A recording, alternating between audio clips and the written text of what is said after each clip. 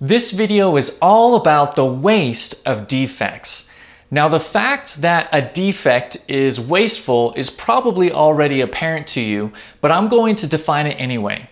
A defect is anything that's wrong with a product, a service, or even information. If there's a defect in information, that can cause all kinds of trouble, whether it's in paper, an email, computer program, or whatever. And as you know, all these kinds of defects, they're costly and they take a lot of time to correct. And so we want to get rid of all the defects as much as possible.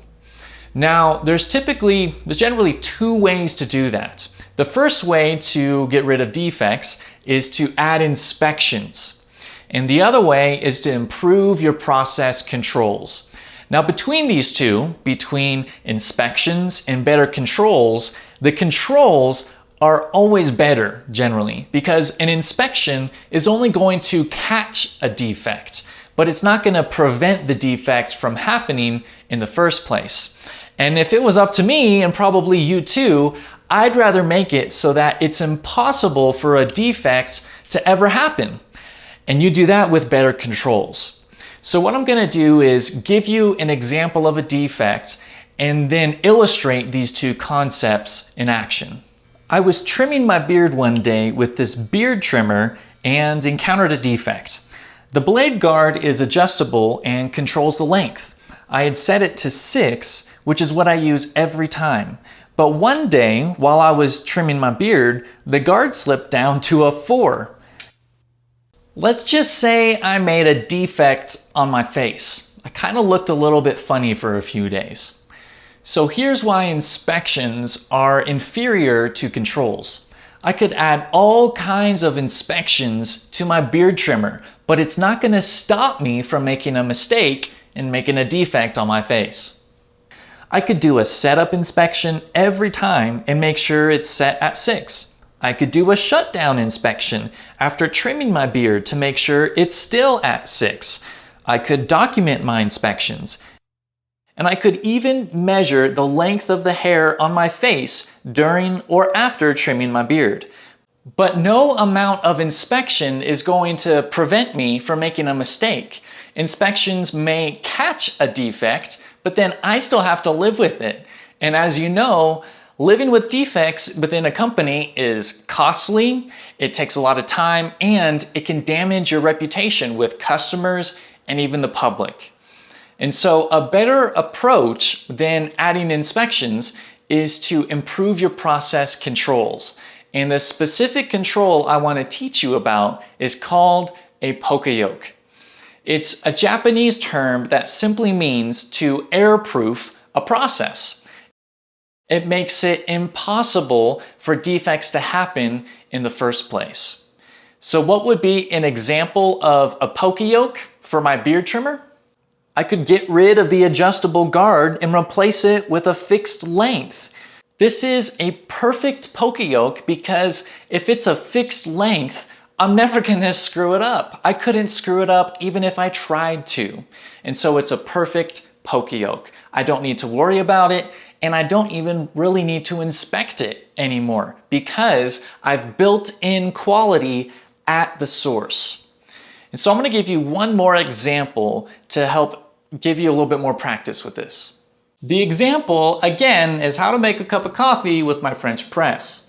I like my coffee strong, and I've messed up how much grinds I'm adding to the press at times. Nobody likes, well, I guess some people like weak coffee, but I don't. So it's a problem. I'm going to brainstorm a couple different ideas for improved controls on this process of making coffee. The first control would be to add a fill line on the press. This would give me a visual control at a glance, so I can know if I have too much or too little coffee inside the press. Now that's a good improvement, but it's not a perfect poka-yoke because it doesn't stop me from adding too much or too little. So it's a step in the right direction, but let's see if we can do better. Another idea, really the same idea, is to add a fill line upstream. When I'm preparing my materials, I could add a control here.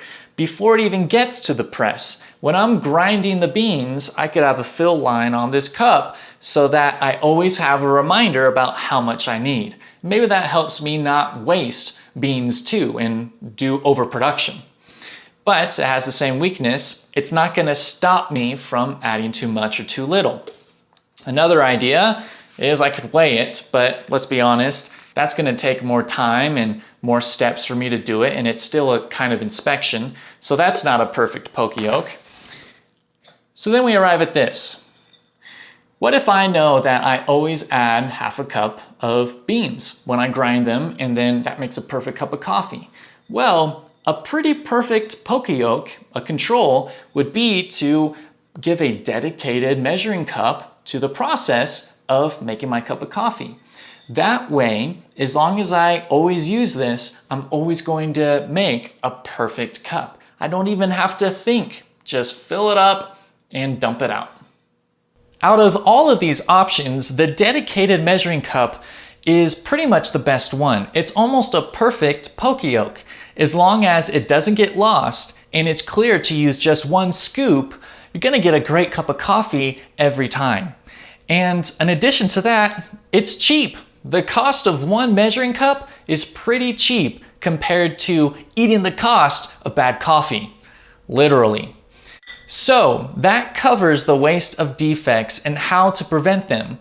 First, you want to look at improving your controls and specifically creating simple poka-yokes so it's impossible to make a defect in the first place. If you can't do that, then consider inspections. So I hope you've enjoyed this video, and I'll see you again soon.